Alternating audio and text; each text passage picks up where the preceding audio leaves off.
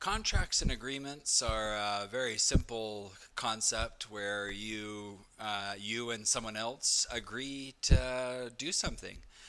Most oftentimes, probably it's someone buying something and another person selling the thing.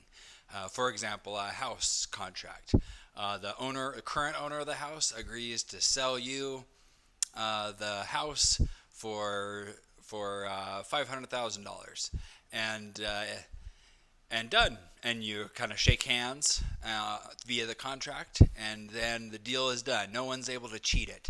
If someone does cheat it, then the other person can sue them. This is called contract law. Oftentimes in contracts, there's ambiguities.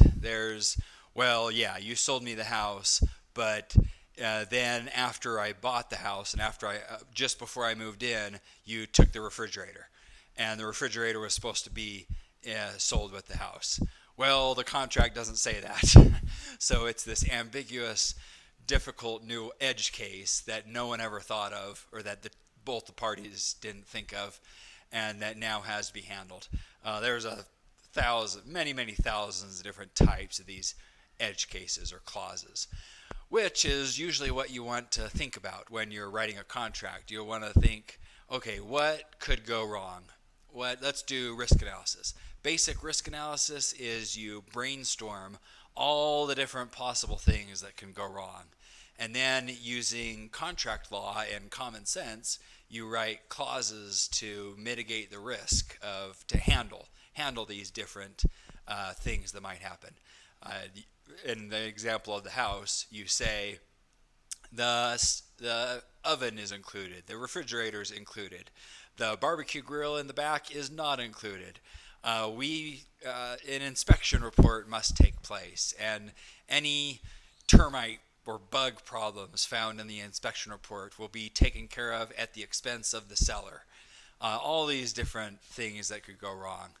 This other company is going to be responsible for the title, and it must be title insured, and the loan, so and so is going to provide the loan. Tons and tons of different contingencies, which is why these contracts are often so long and painful.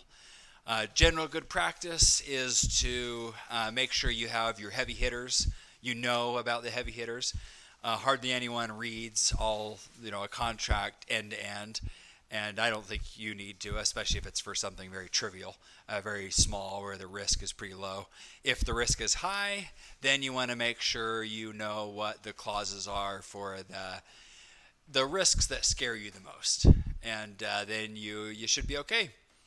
Last thought is, of course, you want to abide by the contract.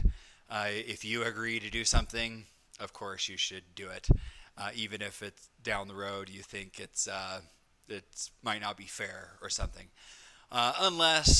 So there may be circumstances where you want to strategically break a contract, and that's a decision, of course, just like any ethical dilemma, is up to you. Maybe you are justified in a strategic breach of contract. Maybe it's a rental agreement or something. There's an emergency, and you decide okay, I'm going to strategically break this contract and pay a fee or deal with the consequences legally. And that might have a legal problem or a legal challenge, but not necessarily an ethical issue.